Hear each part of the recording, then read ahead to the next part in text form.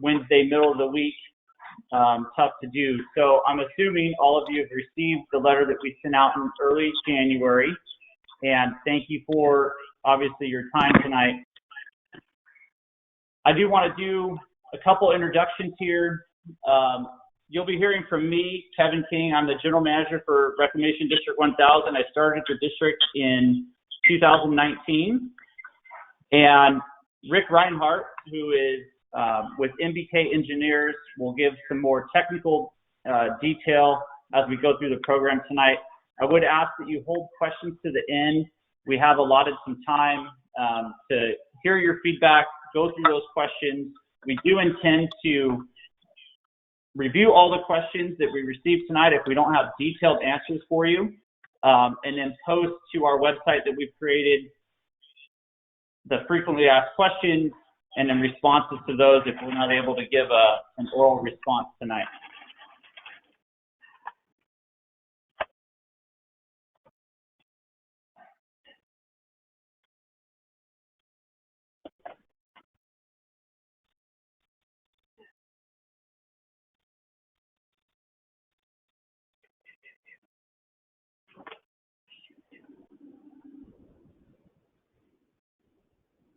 Okay, so just ask that anyone calling in does mute while we do this and we go through. So Rick and I will be going back and forth. We also have Gabe Holloman, our operations manager for the district, on the phone, as well as Angelis from the Central Valley Flood Protection Board Enforcement Division. If there are questions there, we'll be happy to answer those at the end.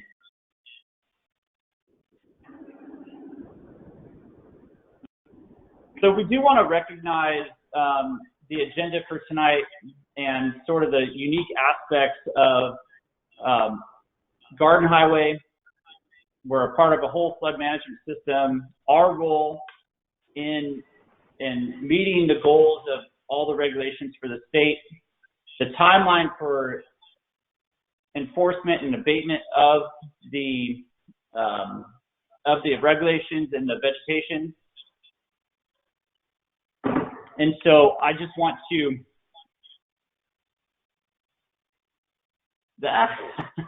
this is so troubling. Sorry, guys.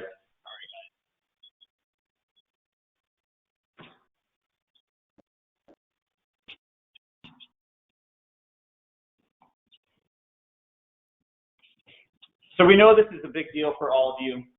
We do want to explain what the levee visibility regulations are, what they look like, why they're important, the process, and what it means for you and your property. We also want to explain RE1000's role and how we want to make this work with all of you and this project to be as least impactful as possible. And that will include your feedback. Like I mentioned, we do have time at the end to answer those questions and get your feedback and really try to collaborate with all of you to get this process done.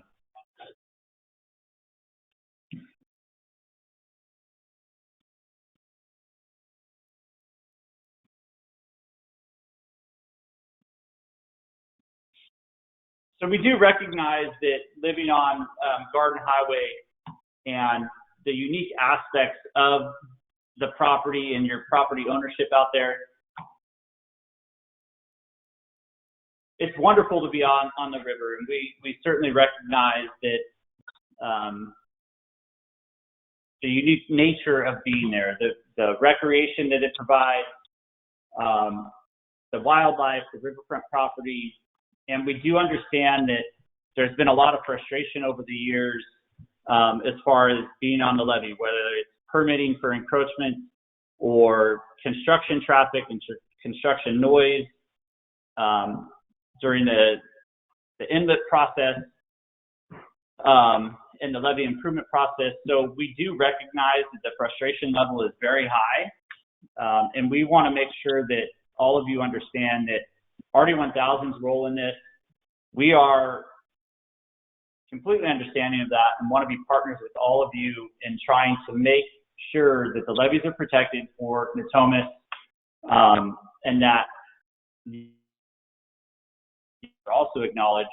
And so we're just going to go through this presentation, and obviously recognizing the importance of that. So I'm sorry if I keep bouncing back and forth. It's really difficult to look at the presenter notes and everything else. So I'm just going to go off script here and make it easy.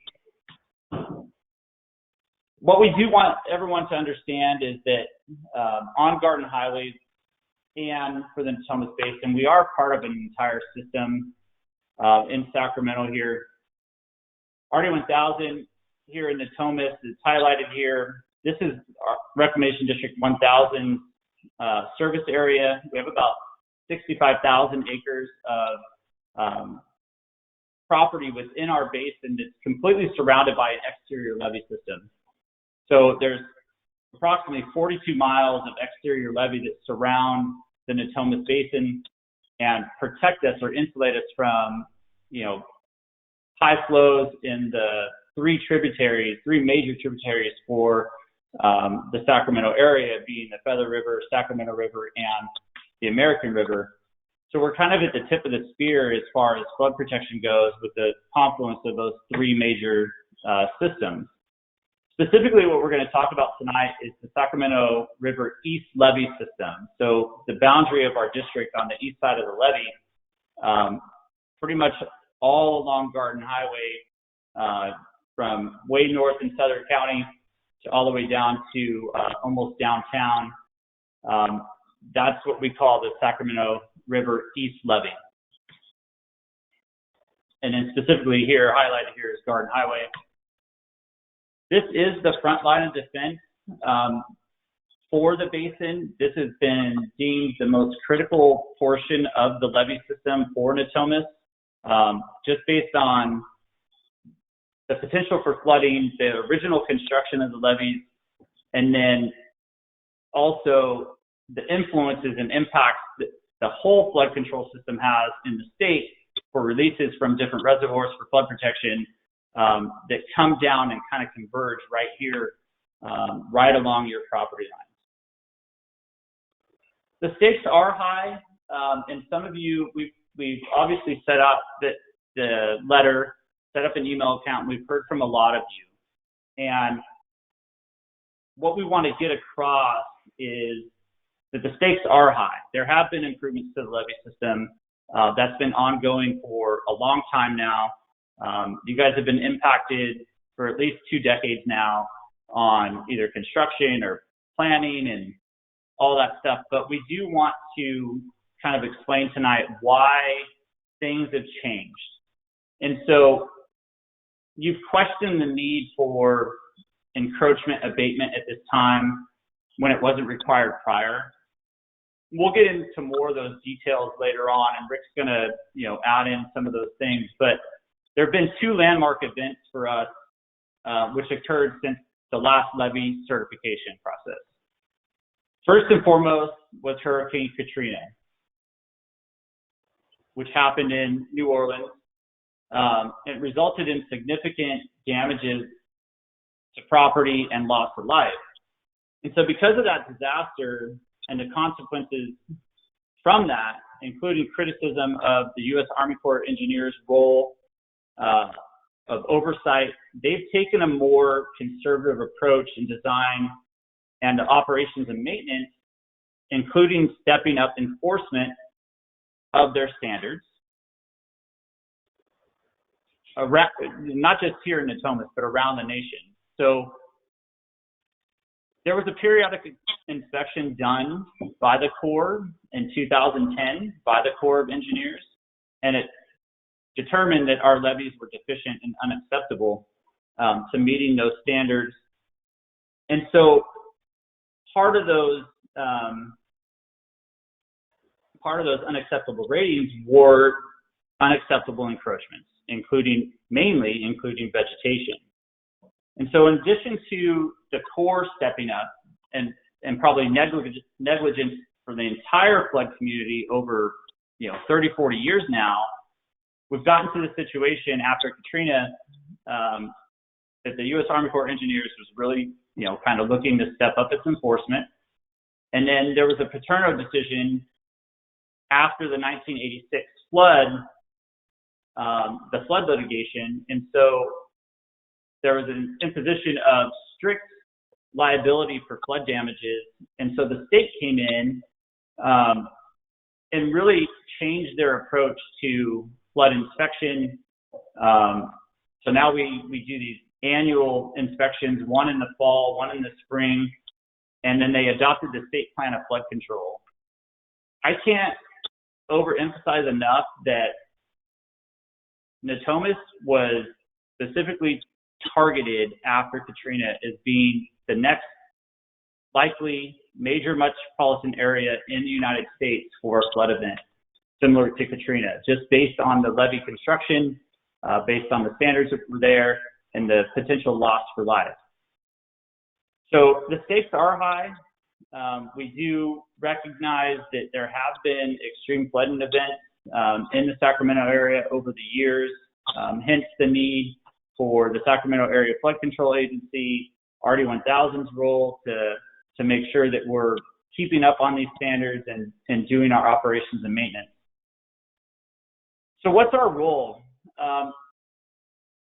There's a number of agencies that RD1000 is responsible to, whether it's SAFCA, FEMA, the California Department of Water Resources, specifically the Central Valley Flood Protection Board, Sacramento County, the City of Sacramento and Sutter County are all the floodplain managers for our basin because they have land use authority, and then ultimately the United States Army Corps of Engineers. And so there's a lot at stake. I think that one of the key things to point out here is that RD1000, our role as a local maintaining agency is to comply with the Corps of Engineers standards, including the O&M manual as revised for the Sacramento River East Levee, which we highlighted earlier in the map, and the state's Title 23 requirements.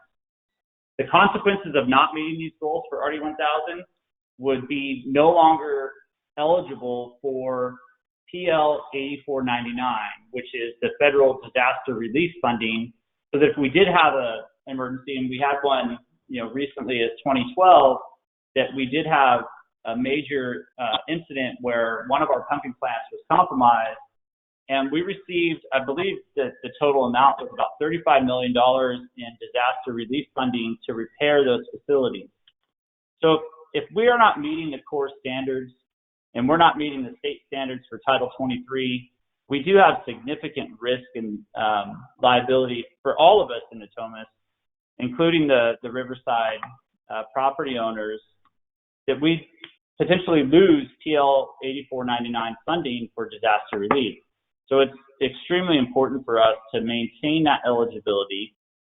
And after 2010, recognize this need, deficiencies were noted, and so RD1000 worked with the Central Valley Flood Protection Board and the U.S. Army Corps of Engineers to develop what we're talking about tonight, which is the system-wide improvement framework. And so we kind of want to talk about the evolution of, some of you may be wondering, like, hey, the levees were certified before, and what's changed? What's different? After Katrina and after that periodic inspection by the Corps in 2010, our levees were decertified.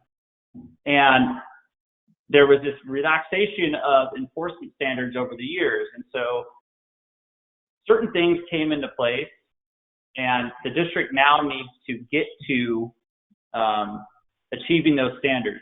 We have, and probably, in hindsight, looking back, the district probably should have been communicating a little bit more with all of you and how much we've been working on your behalf to develop a variance to the vegetation standard. Because the levees have been improved already, they're very robust. The Corps and the state recognize that our levees have been improved. And so in our updated O&M manual, we have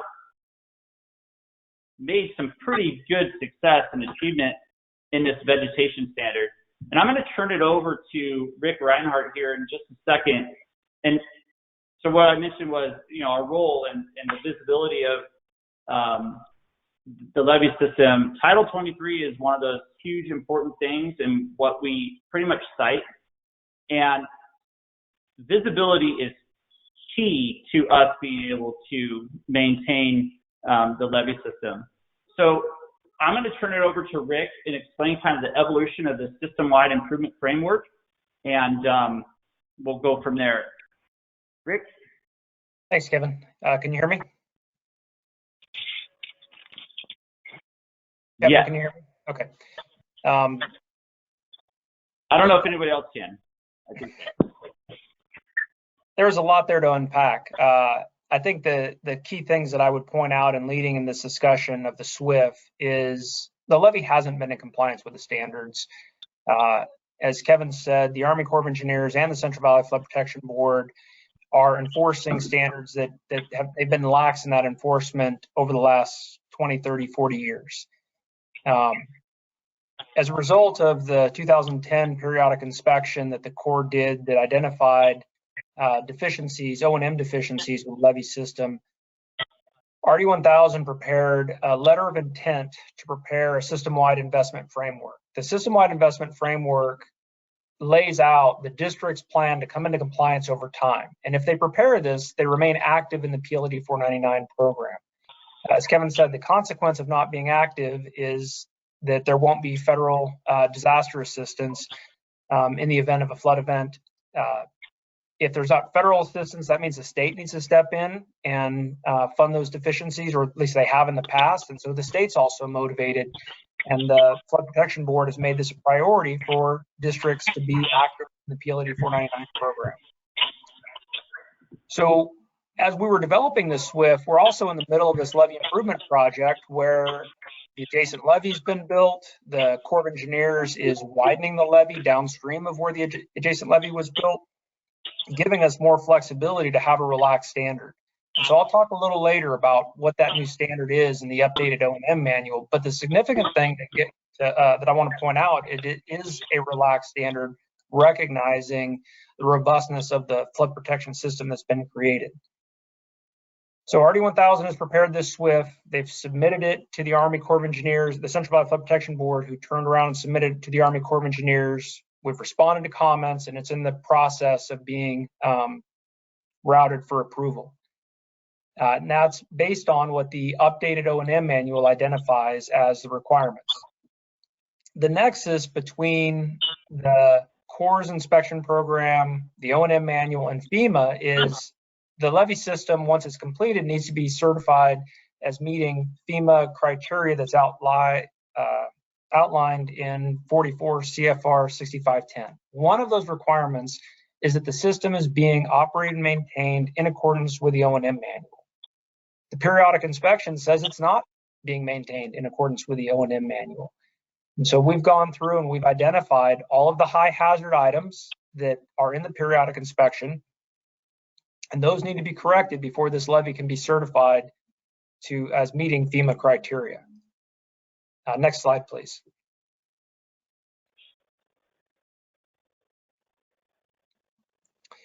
So this first graphic shows what the Corps expected to see in the original O&M manual. The original O&M manual had clear lines of vision. You could see burrowing rodent activity. You could see erosion occurring in the levee. You could see cracking of the levee. But that's not what we have out there today. So next slide, please.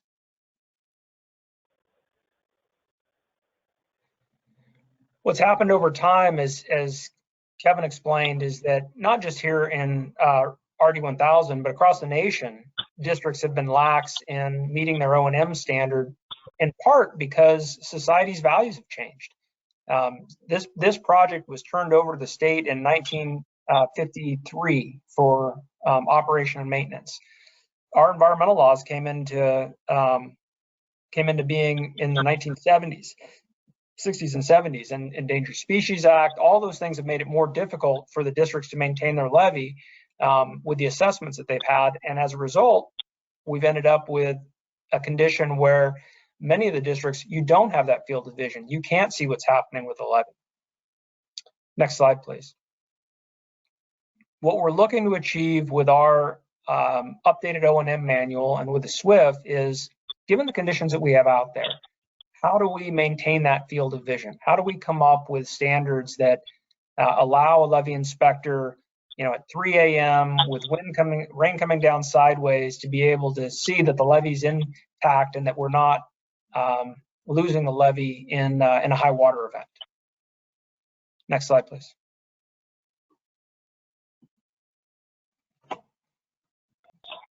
So thank you, Rick. And I want to jump in here. This slide really demonstrates the difference between the original levee construction of, pretty much unimpeded visual access and sight lines for the levee. Pretty much no vegetation. Over time, encroachments were allowed to be permitted. Those encroachments do allow for residential properties. Most of the permits don't allow landscape vegetation, but there was this relaxation of enforcement of those standards for many years. And so, negligence on or complacency on everyone a part of the system, that things just got kind of out of control. And so, as I mentioned earlier, in 2010, that periodic inspection really was kind of the turning point for these standards. And so you can see here in what we've been working for with the state and the U.S. Army Corps of Engineers is a variance that recognizes the improved strength of the levee system and the planned future strength of the levee system once the levee improvements are complete, to allow for some vegetation to remain. So not to that original picture of, kind of barren earth and no vegetation, no encroachment.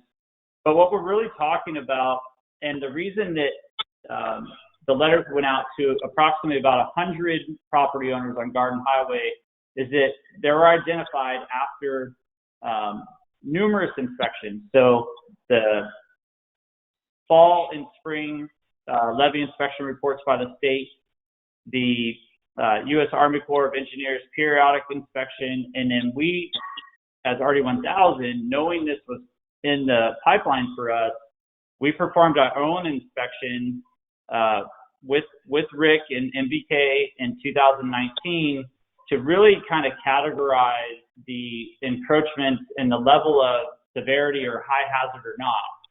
And so there were certain criteria that were developed for those inspections in certain zones. And I'll turn it back over to Rick here in just a minute to explain the cross-section view and the different zones of what's allowed in the updated O&M manual and what's not in those certain zones as they go from essentially the fog line of Garden Highway down to the riverbank. And so what we do want to kind of point out is that this is right here, just behind the truck. This is what we're looking for moving forward. And I know this is a simplistic view and a sketch of what we're looking for. But if you travel back up Garden Highway here and you see, this row of cypress trees or whatever the vegetation is, it completely blocks the access and the view, and these tall shrubs here completely blocks the view in those certain zones as they work down. That's really what we need to correct. So we need to get from, what's going on here on the upper right-hand side of the screen and get back to a condition of kind of middle ground here, what you see just behind the truck, so that we do have a clear field of vision moving down. Certainly not going to look like what it does on the inland side or the land side of the levee. On those portions of the levee, on the land side portion of the levee, it's native grasses. We mow it.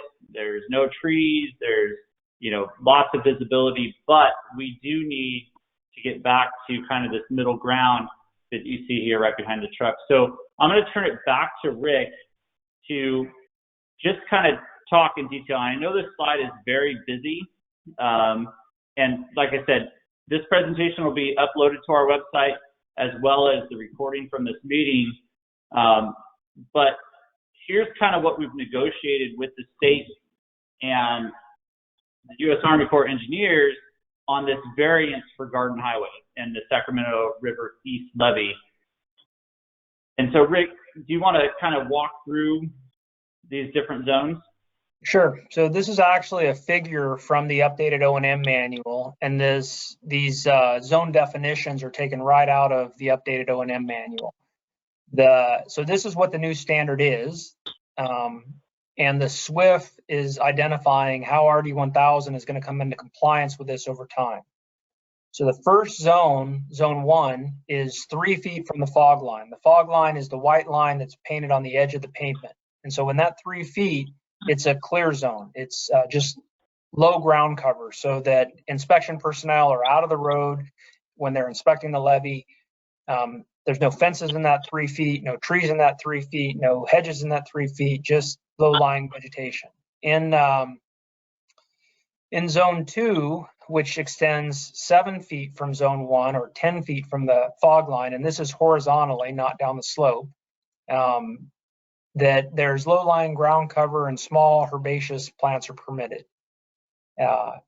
In zone 3, which is from the edge of zone 2 at 10 feet all the way down to the waterside toe, low-lying ground cover, shrubs, and trees are permitted in that zone. And then 4 is from the toe of the levee all the way to the edge of the riverbank. And that's largely unrestricted. What we don't want to see is it be a thicket where you can't see what's happening with the riverbank, but very little restrictions in zone 4. You'll notice that this does have the adjacent levee in this location, demonstrating what the flood management agencies felt were appropriate, recognizing the robustness of this feature. I think that's all I had on this slide, Kevin. All right, thanks, Rick. So I just want to show some real life examples on, things that meet the revised O&M manual and things that are originally permitted. So here's 2 really good examples of properties, and I apologize in advance to anyone whose property may be shown here or on the next slide. It's not for embarrassment, but to really get away from the kind of sketches and the zones and the technical detail and really show you what RD1000 is looking for, and specifically what the state and the federal government, i.e., the U.S. Army Corps of Engineers, requires. And so here's one property. There's a permitted, fence with wrought iron gate. The columns there, obviously, there's very good visibility down to the riverbank.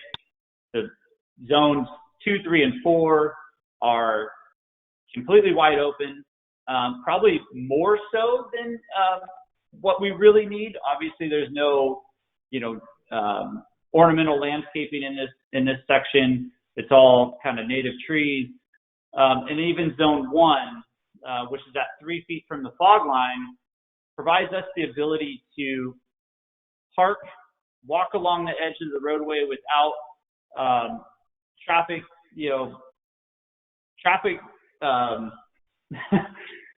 hazards, as well as employee safety. So there's a good release area. We can do our inspections from that point. And so this is, a really good example. Obviously, there's not a residential property behind there, but on the right-hand side of the screen, this is also very good. You can see that there is some ornamental landscaping. The wrought iron fence is to standards. It's off the fog line. The shrubs and vegetation are good. As long as it's maintained to kind of this level, we believe that the state and the Corps will be fine with this. And this is what we're getting to in the variance for the vegetation. This is acceptable. We don't find this in any inspections, whether it's the state fall and spring inspections, whether it's the Corps' periodic inspections. This has been deemed in all those inspections as acceptable. What's unacceptable and probably really permitted was this picture here on the left. So originally, the permit that was issued for this property, there's a wrought iron fence right in front of this row of hedges. It's beautiful. I can't, even imagine, the time and the energy placed into this for you guys as property owners. And, I'm envious that, this isn't my property. But the ornamental landscaping behind the wrought iron fence doesn't allow for any of that visual access in zone 2. And so what we're asking for, and we'll get a little bit more into this, is to have that trimmed back so that we get to even something here on the right-hand picture of acceptable. We have to be able to see through those zones. And so we want to work with all of you to kind of shorten up this wall of vegetation that we can't see beyond, that doesn't meet the standards, that puts us at risk for being compliant with PL 8499, the Central Valley Flood Protection Board's fall and spring inspections, potentially RD1000's own our own insurance requirements. Our insurance provider looks at the fall and spring levee inspection reports. Any unacceptable ratings, they ask us now what our plan is for enforcement to get those to become acceptable. And so we've outlined to them, and we've held them off for a year or two now, talking about the system-wide improvement framework and what our plan is. And the urgency is now. We have a number of things that are kind of coming to a head, and I do want to point out that we felt it was significant enough and the urgency was enough now to start this program this year, because we were able to secure about $450,000 worth of grant funding to do this work. And if at a certain time and without this funding this summer, and we have to be done, the funding ends in December of this year, at some point the district will have to churn these unacceptable encroachments over to the state board for enforcement. And so we really, I can't stress enough how much we want to work with all of you to implement this variance on the vegetation, provide the funding to do it, and then ongoing maintenance thereon is another thing. But we really feel that we're in a good position this year, and that's kind of the urgency on why we're doing it so soon. And I'll get more into this later about what our plan is here before June. I do want to point out that this other picture here on the right is a complete wall. We can't see through that. It needs to be thinned back significantly. It's pretty close to the fog line, so no relief for employee safety or potential traffic hazards on Garden Highway. You all know that about the traffic out there and the dangers pulling out of your driveways and coming on and off the Garden Highway. So this is one that really just needs to be thinned back quite a bit.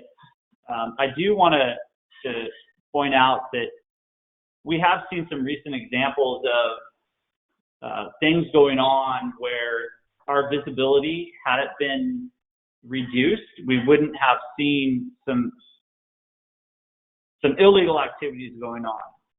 So back in January, after we had this survey, right before the letters were going out, I drove Garden Highway, and just beyond Sam Cove, heading north on Garden Highway, I saw a construction crew out on a particular property.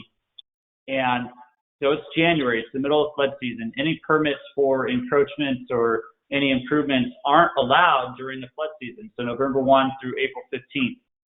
Because I was able, and there was no vegetative block or any other obstruction, I was able to see this construction crew trenching into the levee system. So Gabe and I, our operations manager, Gabe Holloman, and I immediately went into protection of the levee. Gabe stopped by the site later that afternoon, asked if the construction crew had a permit. They did not. He asked them to, well, they said they did. and then they couldn't produce it, but Gabe said, all right, we'll produce the permit. Gabe went out the next morning, 7:30 a.m. after he shut down the work that day, and all of the trenches were completely backfilled and covered up. And so had we had this visual obstruction there, we wouldn't have known what was going on behind that.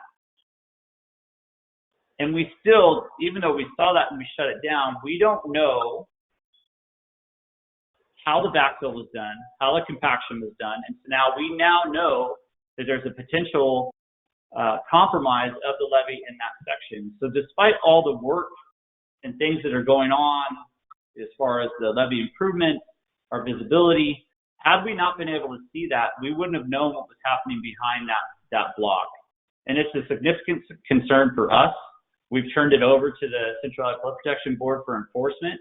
That property owner is probably going to have some pretty significant expense in bringing that portion of the levee back into compliance as far as, backfill, whether it's suitable material, compaction testing to make sure that we're all protected on this levee.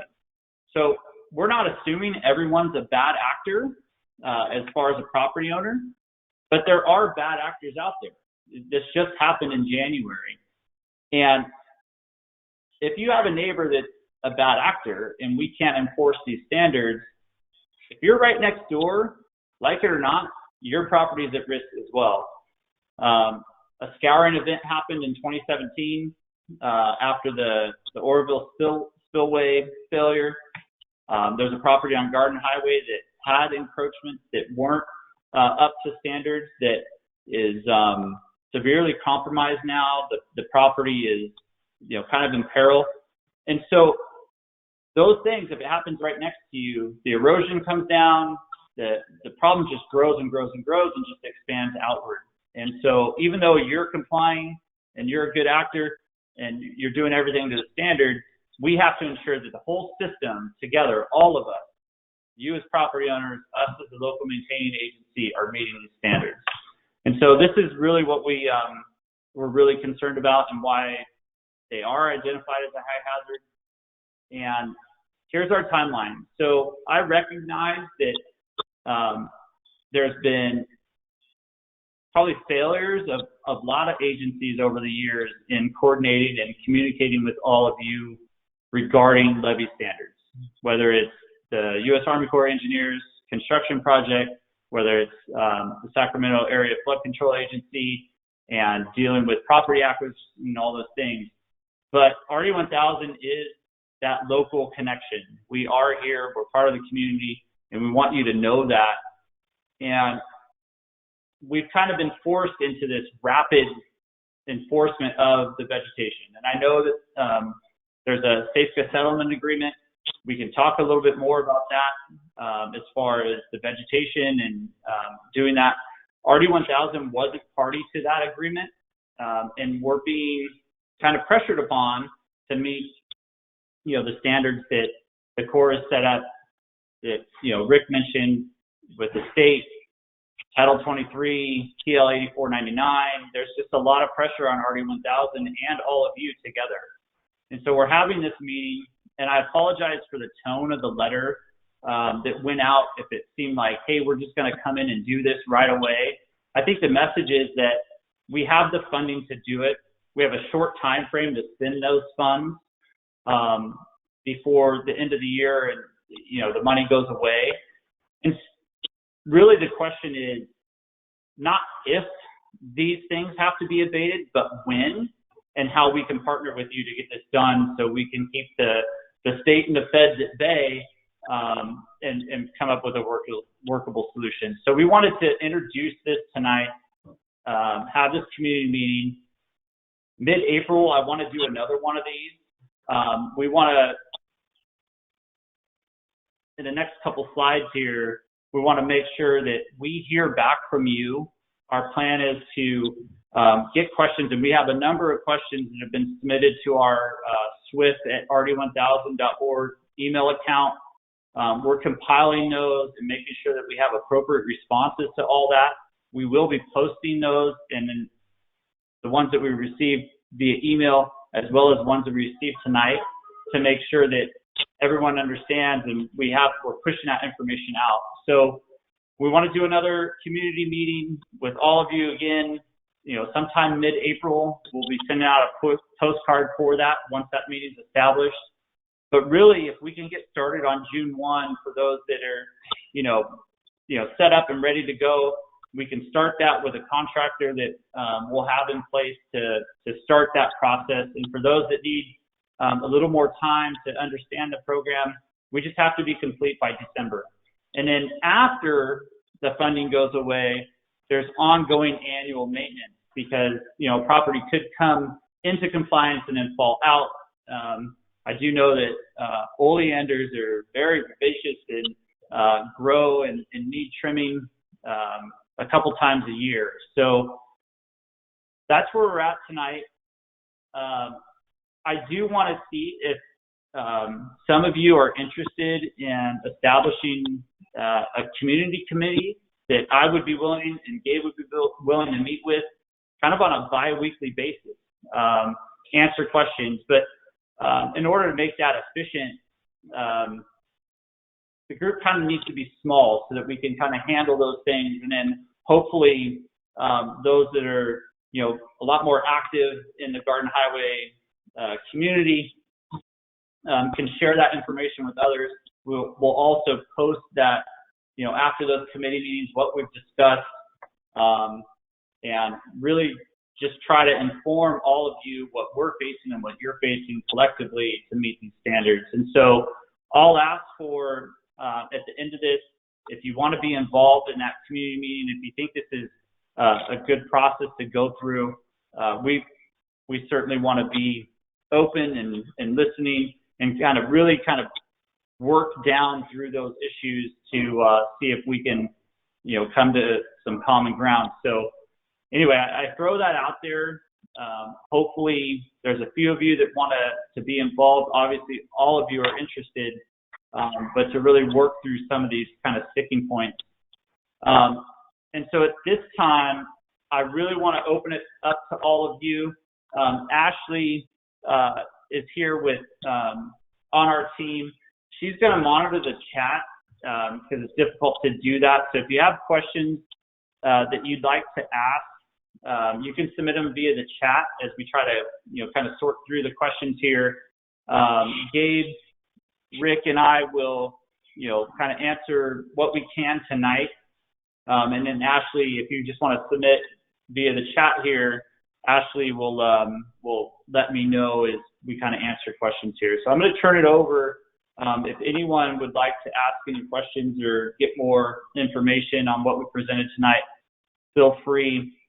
We do have our website up and running, which is, RE1000.org, Seeing Levees Save Lives.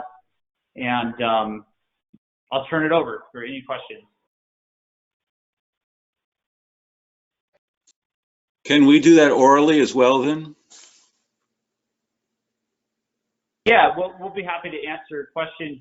If there are questions that are more detailed in nature, as far as, what are the technical, what were the timelines, we'll have to prepare a response for that because we want to make sure that we have everything lined up. But if there's obvious questions that we can answer tonight, we're happy to do so, obviously. Well, if I could jump in here, this is Paul Thayer.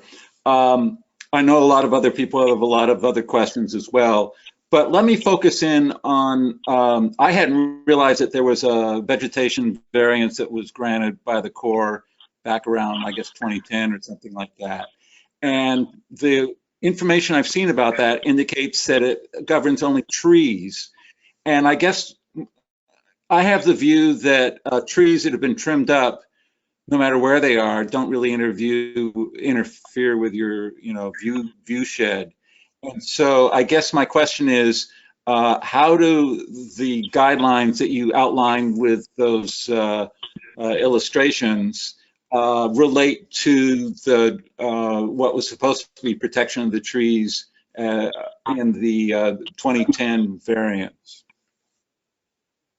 Yeah, so great question. So I just want to refer back to this very technical slide here that talk about the different zones and the variance. So essentially from the fog line on the water side of the property, it's a vegetative free zone from the fog line on the riverside all the way over onto the land side part of the levee. As you can see here, Garden Highway is right in the middle of that. So this zone 1 is, and you can see from this illustration, these trees that are here in this sketch, as long as they're trimmed up, and so as long as they're trimmed up that we can see through, it depends on the height, but as long as those trees are kind of trimmed up, and I'll just go back to this other slide here, you can see these are limbed up. There's nothing that is hanging down that obstructs our view in this zone. Totally fine, and that's acceptable. And I've reviewed a number of permits that were issued as far as for encroachment permits that talked about the native trees and things remaining. This is going back to the 60s and 70s. This was the intent, just like this. And so as you look back into, we'll just go back to this slide. As you get into zone 2, and Rick talked about these standards, it's really, having low-lying cover and some shrubs. Zone 3, same thing. And in zone 4, it's pretty much like we want to keep the native habitat. We want to, your landscaping back in there. There's relatively few restrictions on the vegetation in that lower section in zone 4. And obviously that width varies depending on levee construction and how the river meanders through Garden Highway there. But zone 4, as far as vegetation goes, not a huge concern. But zone 1, zone 2, trees are okay. Low-lying shrubs, as long as those trees are trimmed up. We've spent over the last 2.5 years, we've had some other grant funding that we've been able to go through, and had a contractor come through, may or may not have seen them, but really limb up those trees, remove the low-lying brush that is overgrown and kind of wild to get back to levee visibility. We've been using funds from the flood or the FMAP program, and so it's the flood maintenance program. We've probably secured over pretty close to $2 million in grant funding.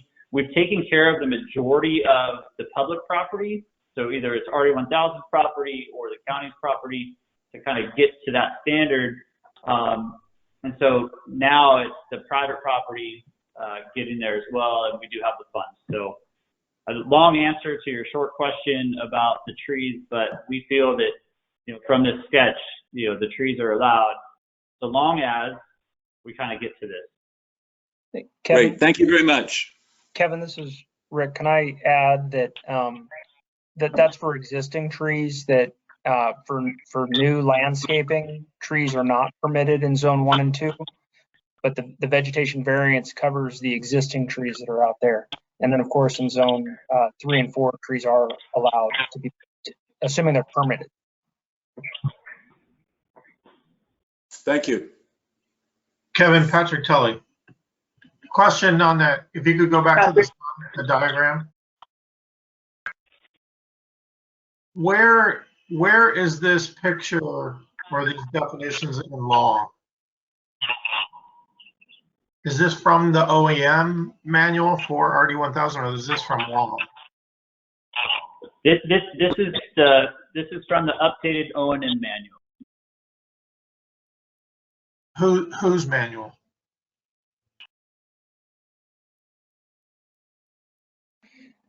This is the Army Corps of Engineers.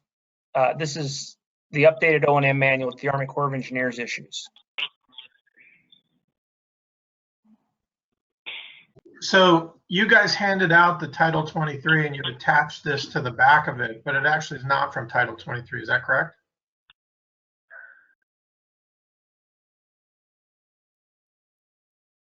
So Title 23, if you look at Title 23 and the vegetation standards required there, it's much more restrictive we are referencing Title 23 in the information that we've sent out because that is the state standard. We want to communicate tonight, and it probably hasn't been done sufficiently in the past since we submitted the system-wide or the SWIFT program and been working with the state on this variant. But the state and the Corps recognize that the Sacramento River East Levee has substantial reinforcement since the improvements have been done and the ones that are still to be completed, that they are allowing this variant away from Title 23. Ultimately, if that's not achieved, defaults back to Title 23. If RD 1000 can't meet the variance here, the state potentially could come in and establish a maintenance agency, which would hold to the Title 23 requirements. The variance would then be thrown out, and lots of other consequences for doing that. So that's kind of the ultimate, like,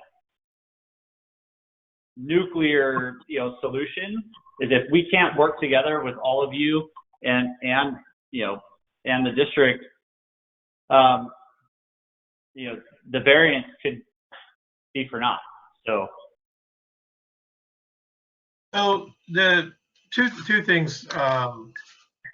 One is, if you talk about Title 23 as being the nuclear option, but Title 23, Section 108 specifically provides for encroachments that already existed.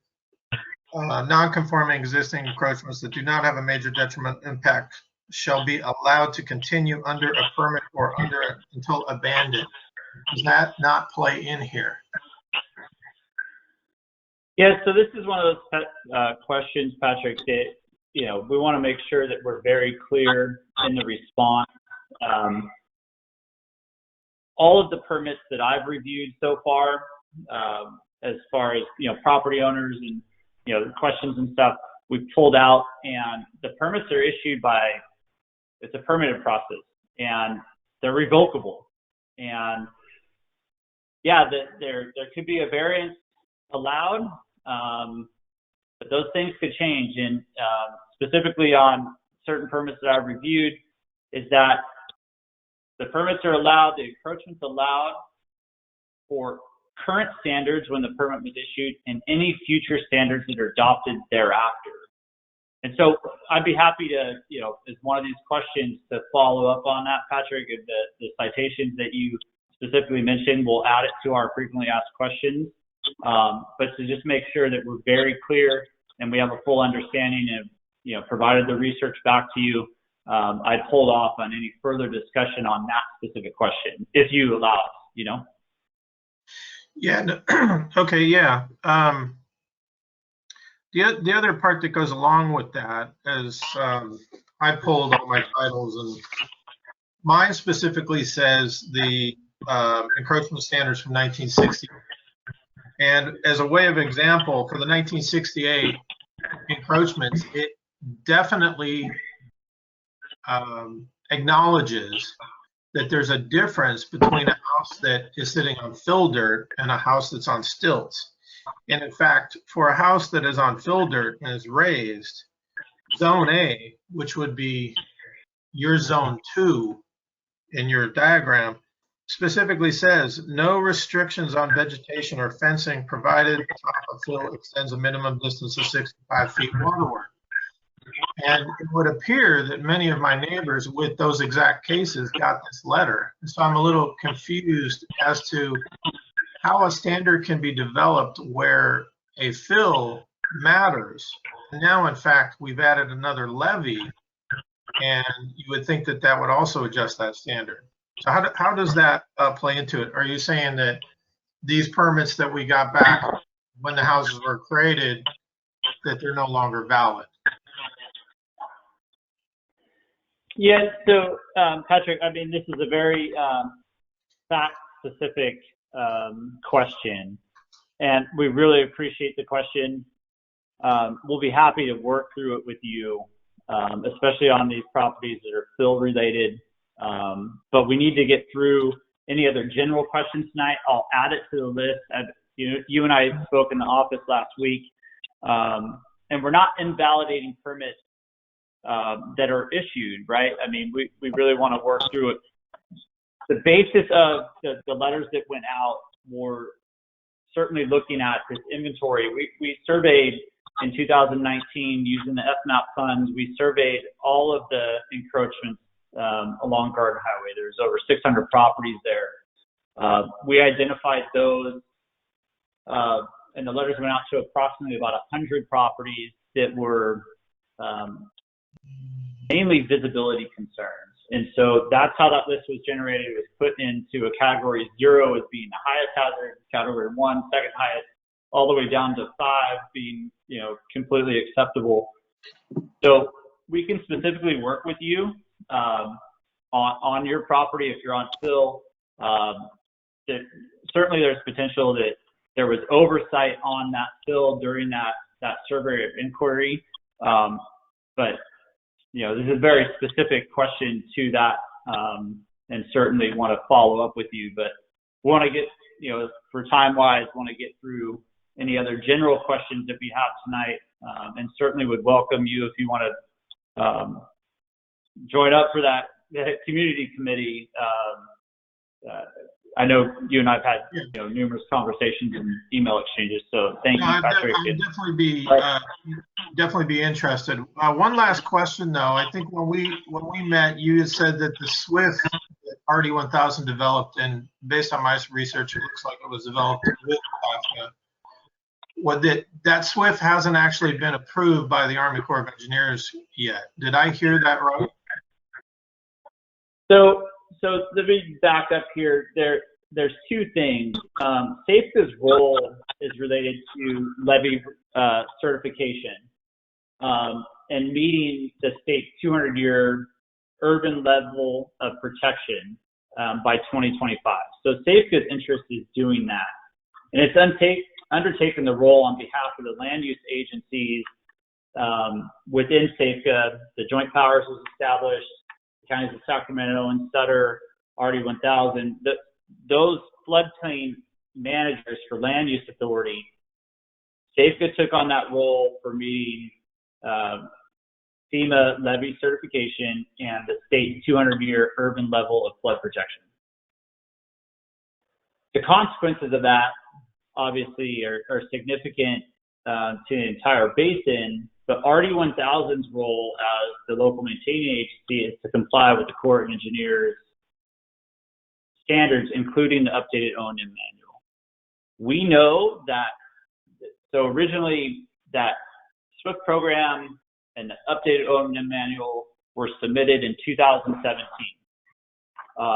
There's been constant turnover in different variables where that SWIFT program has not been yet approved by the U.S. Army Corps of Engineers.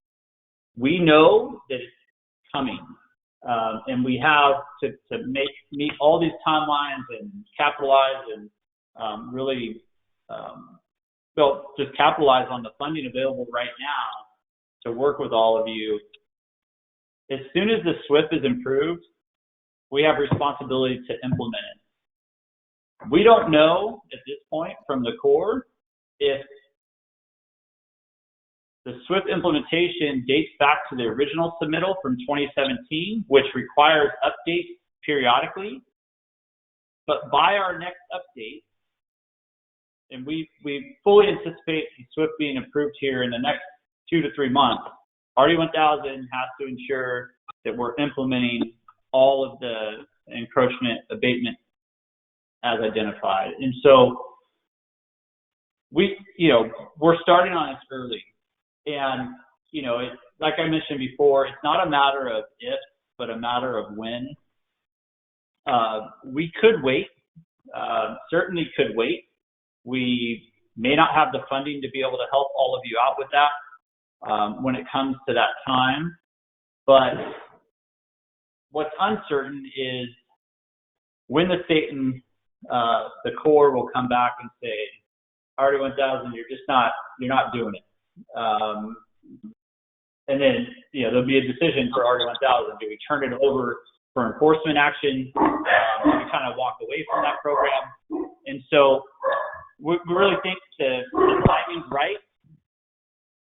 We apologize that this wasn't, all the work that we've done in the background about the variance and all those things wasn't communicated properly, and we certainly understand the frustration that all of you have with all of the levee improvements, over the last 2 decades. But that's where we're at, Patrick. So I'd welcome you to join us in that, more detailed discussion with a community committee. Hey, Kevin, if I could add that the 100 high hazard really are independent of the SWIFT. These are encroachments that have been determined to be a serious concern. And so set aside the SWIFT process, set aside FEMA certification. These are things that are an immediate problem and need to be addressed. And whether the SWIFT is approved or the SWIFT is approved differently, these things still have to be addressed. And so I don't think it's linked to the SWIFT the way I hear it being framed. The other items, the rest of the compliance with bringing the levee in to the visibility standard over time in zone 2 and 3, those are the things that are being delayed and that will play out and will occur after the SWIFT is finalized. The focus right now is we know there's a problem out there. These things are serious concerns, and we want to get those addressed as quickly as possible. And while Kevin identified the funding side of this, the enforcement side is very time consuming. It can take 18 to 24 months to go through the side. And so this needs to be done in time to allow adequate time for the Central Valley Flood Protection Board to be able to take enforcement action for the property owners who choose not to come into compliance voluntarily. Wait, did I just hear you say that the other zones, the zones further towards the river, would eventually fall under more restrictions? Not more restrictions than are put on there. Sorry? Kevin, did you want to respond? Do you want me to? Yeah. So, hey, Patrick, I appreciate the comments here. We do have a number of other questions in the chat, so I'd be happy to follow up with you tomorrow if you want to give me a call. But just in an effort to save everyone, that's attending and making time tonight, I do want to ask or get to some more general questions. So, Ashley, are there some questions in the chat? Yes. So one question we have was, do you have a survey of problems for each property address and by actual address?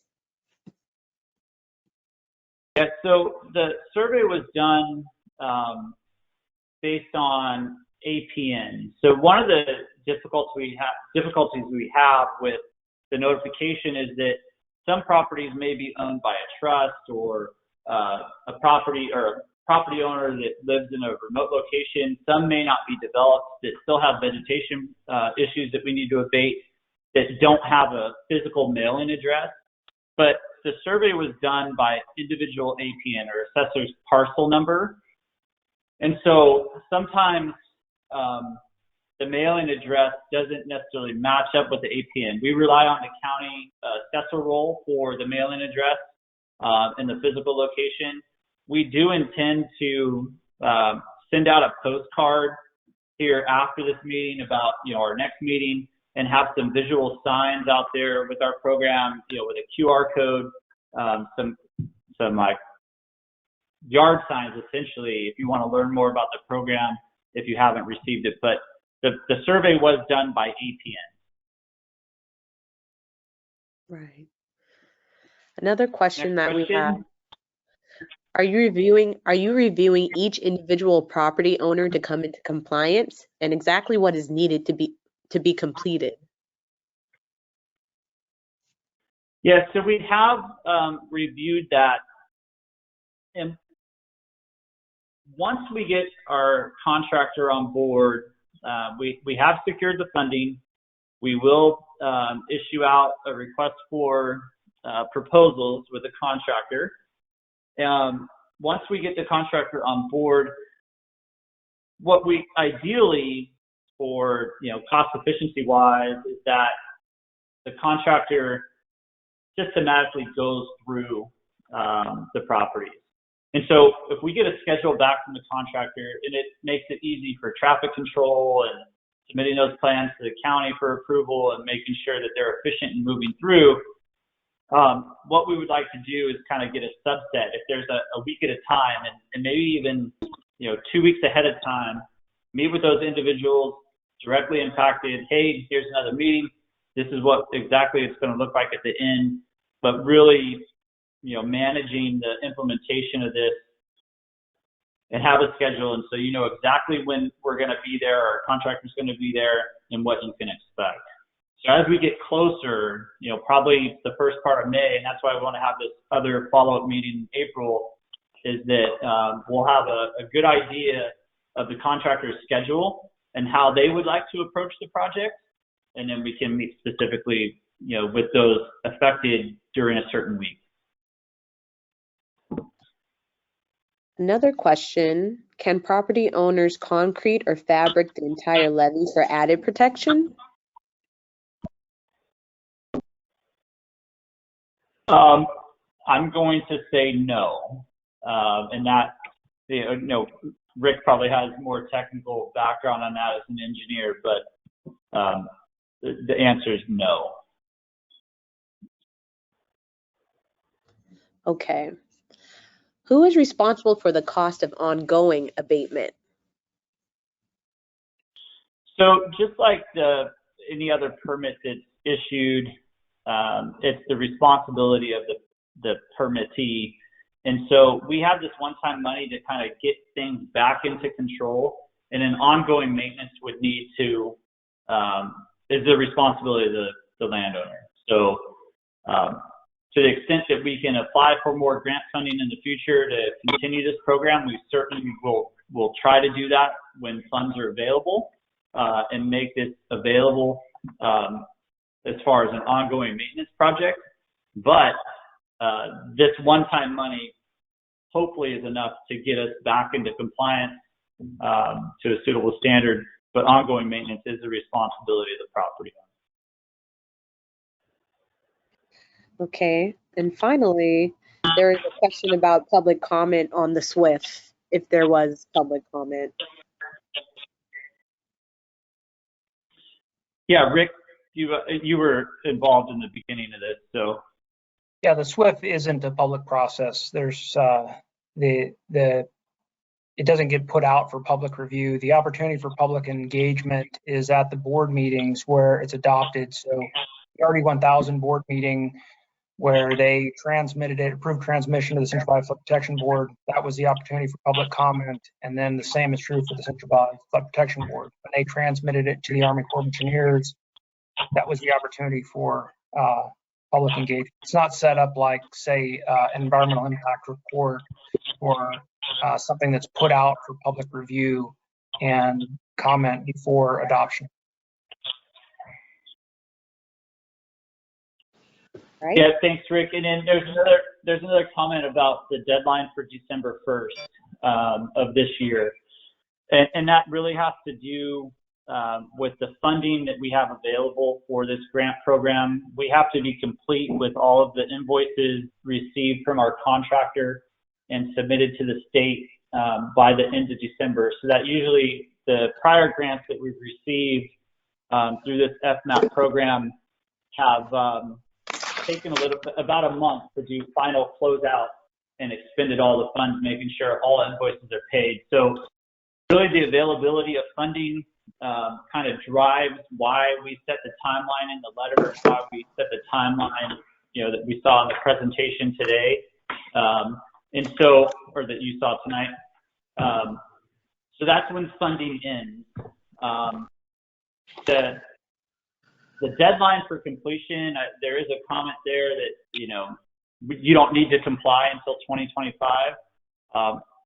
I disagree with that, and I think that the state would disagree with that as well. And, between now and 2025, certainly, 2025 is kind of that ultimate, end date.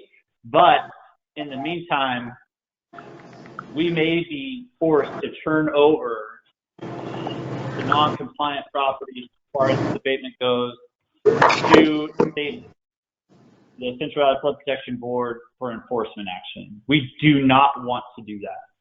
And I know my board of trustees absolutely wants to avoid that, and hence the reason why we're meeting. And, you know, I can't overstate how much we want to collaborate on this and make this workable for all of us. So 2025, yeah, ultimately, but I think the state maybe has a little less tolerance for that deadline, and it's going to want to see something a little sooner. And so the funding is available now. We think it's great that we have that to help the initial push to get back into compliance. And so we're doing our best. I have a question. Yes. So I moved in about almost 20 years ago. I didn't build a house, so I have no idea what was the permit the developer or the builder obtained, when he built it. So is it possible a homeowner will get the permit you pulled so we can review our permit? Yeah, that's a great question. So if you could send us an email to what you see here, that swift@rd1000.org, with your information. We have fairly decent records in our office about the permits that are issued. Certainly, if we have one there, I'd be happy to send it to you. I certainly understand that, property has changed hands over time, and the original permittee may not be the person that owns the property now, and things, often aren't disclosed in title reports as sufficiently as we would all like, is having purchased property in the past. So feel free, send us an email to that email account. We'll pull up any permits that we have, and then if we don't have it in the office, we'll ask the state to pull that permit and send us a copy of the record and file. Hey, Kevin, I think it's also helpful to point out that if you buy a home, you do need to get the permit put in your name. You need to file what's called a name change request with the Central Valley Flood Protection Board, and if you go to the Central Valley Flood Protection Board website, they can tell you how to do that. But if you own a home and you're not on the permit, you're not in compliance with the permit. That is something we are not aware of. You mean when you buy a house, you have to change the name of the original permit? We didn't apply for the permit. That was probably 30, 40 years ago, before we even was born. The homes along the Garden Highway are a little different than in most conditions in subdivisions. Here, the homes are there by permission, by permit, and all the landscaping, everything, whether it's sprinkler systems, all of that has to be permitted through the Central Valley Flood Protection Board. And so whoever constructed the house pulled the original permit, and at time of each sale, that needs to transfer. And I'm sure with Annalise here, she can explain that better than I can. Just wanted to use this opportunity to make the property owners aware of the need to have the permit in their name. Certainly. Well, good evening, everyone. Angeles Calista here, Central Valley Flood Protection Board Enforcement Section Chief. So the process that we have, so there's a couple things that I want to kind of make clarity. So, the county would issue a permit for your home for the original construction. The permit that we are referring to is the permit that is issued by our agency for anything that is water side of the levee, and that is a requirement. So our agency is the regulatory body for that.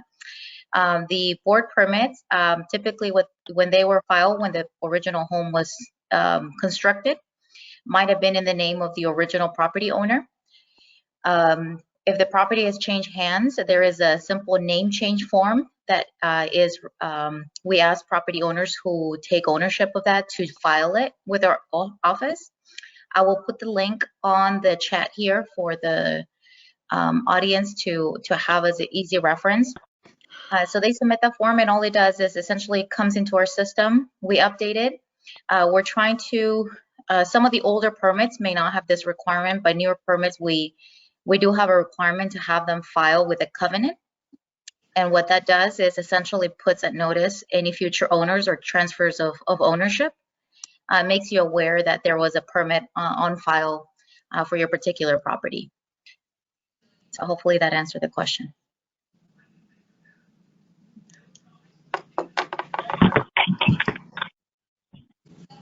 Thank you. So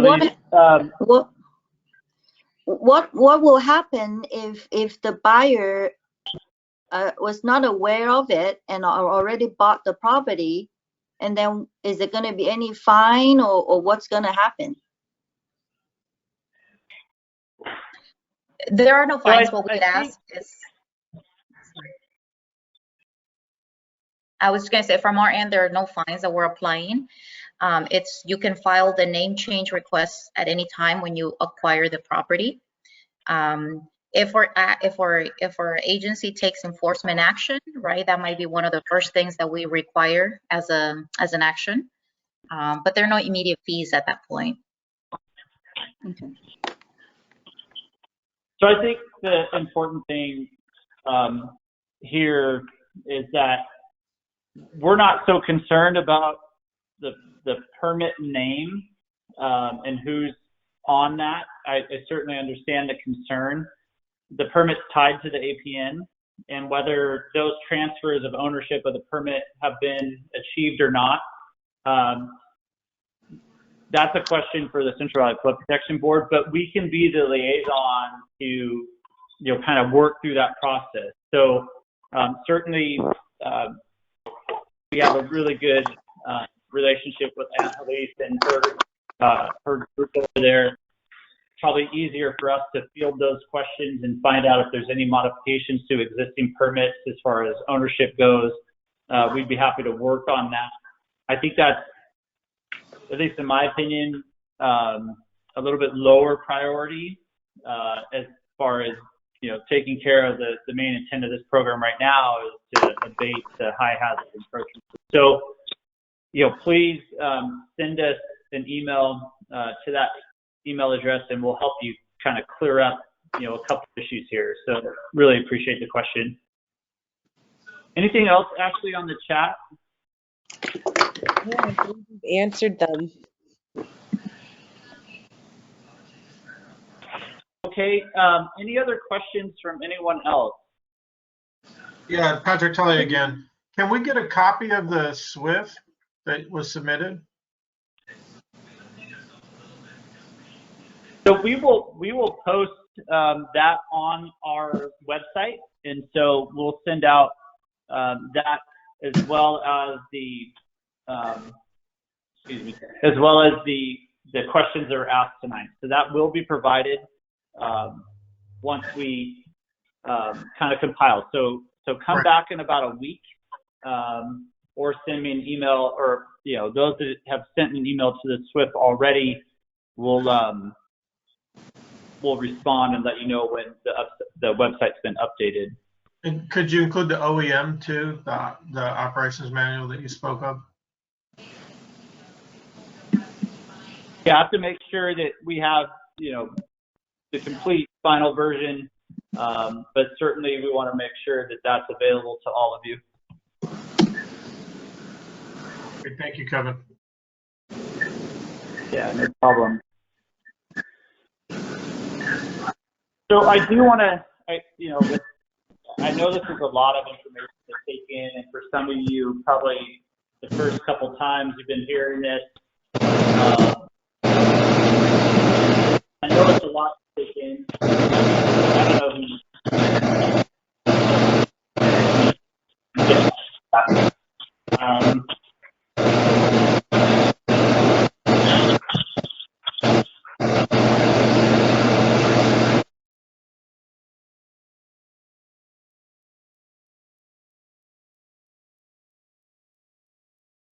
right, so I muted everyone I was getting a ton of feedback. Hopefully you can hear me now. So I do want to just ask if there's anyone very enthusiastic and interested in being on the community committee. I could look for a time to set up, regularly reoccurring meetings to just kind of walk through some of these questions, keep you all updated. Certainly a number of you are well connected with your neighbors and maybe have more time than others to do this. I know it's important to all of you. But I do want to take what we're doing with this kind of subset of the community here, really work through some of these detailed issues, and then update everyone. I do strongly encourage you all to check in with us regularly. If we could submit your email addresses, probably the easiest way. We'll set up a listserv for those, and any information we have will, obviously push out to those properties. If you have a neighbor that didn't receive one of the letters, the letter that we sent out to approximately 100 properties, and they're asking about what's going on, chances are they're in a different category as far as the survey goes. That there are encroachments later on, but they're not the high hazard ones. If they have questions, if you talk to one of them, they can email us, and we'll look up the results of the survey and where they stand. But for this first set of 100, you may have received a letter, your neighbor right next door maybe not, and so that's kind of the difference. So please reach out to us at the Swift email account if you'd like to be a part of this committee. I'll try to set up reoccurring meetings that work for everyone, and we'll go from there. But we do appreciate your time tonight. We will post by next Friday the answers to a lot of your questions. So we obviously recorded this meeting. We'll take all that into account, plus compile with the questions that we received via email up to this meeting. But we really want to thank you for your time. Understand that there's a lot of frustration with the various agencies over the last couple of years, or even longer, 2 decades or so for some of you. Certainly appreciate that and recognize the frustration. But I just want you to know that we're a partner in this with you. And there, like I said, there will be changes out there. It's not a matter of if, but when, and really appreciate your time tonight. So I think that's all we have for tonight, unless there's any last follow-up here.